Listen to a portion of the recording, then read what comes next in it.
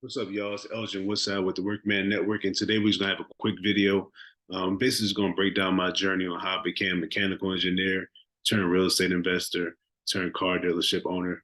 It's gonna be a quick overview. I'm not gonna go over all the ins and outs and details. I'll probably do that in a later video, but this is just a general idea that way people who are interested in starting a business or interested in investing can start getting into it and be inspired by my story. So basically, I'm a mechanical engineer. I went to Ski University where I played baseball and I studied mechanical engineering. It basically started out when I was a kid. I went to a lot of, STEM camps. I went to a bunch of, little enrichment camps and things like that. My mom and my parents were always, pushing me to become the best I could, athletically and also academically. So since I was a kid, I always was into like solving problems and I love math. Math was my favorite subject. So I decided to go into engineering. I knew that when I graduated college that I can, potentially make six figures right at graduating, which is very tough to do. So why not go into a field where you can make a lot of money, especially first getting out of college? You don't have to have a whole bunch of experience to make the money. So I got into engineering. But shortly after I started engineering, I realized I had a lot more time on my hands because I was no longer playing college baseball. I was away from all of my college friends, away from most of my friends. I was living an hour away from my hometown. So I didn't really have access to the people that I used to. So I had a lot of free time. And in that downtime, like it started to get real eerie. And I would either just be playing video games or, going to the bar, drinking, being unproductive.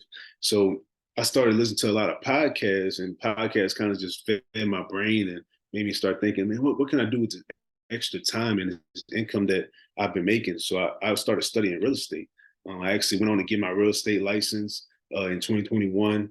I sold a few homes, help my friends buy homes, and I also bought myself my first investment property in 2021.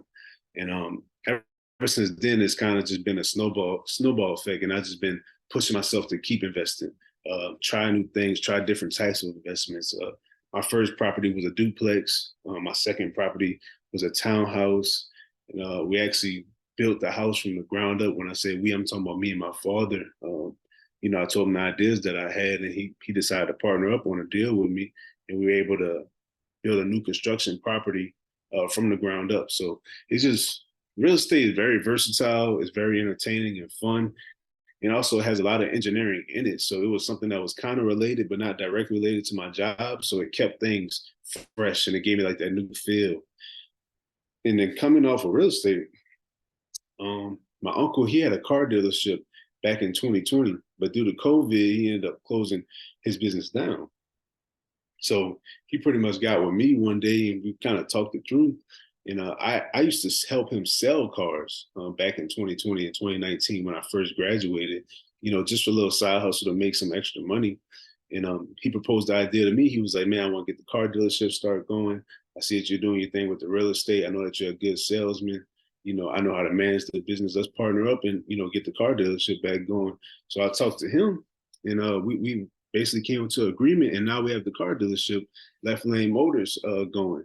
And it's just things that I'm really passionate about that keep my life fresh. It keeps me multidimensional.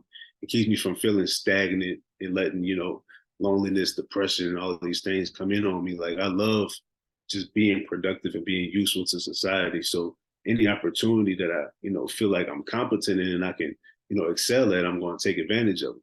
And I suggest that you do the same thing. There's something that I want to build for my family, that I am building for my family, with my family, something that I'm going to pass on to the next generation, So I just want you guys to be inspired and, keep moving forward and find out what type of businesses fit you. Don't try to, take my story and replicate it or take somebody else's story who you see successful. Like find out like what resources you have available to you and take advantage of those. So that's basically it. I don't want to talk too long. That's just a general understanding. And if you like it, put in the comments that you want me to go through all the details of the story if you want to, go deeper into it. But that's all I got for today.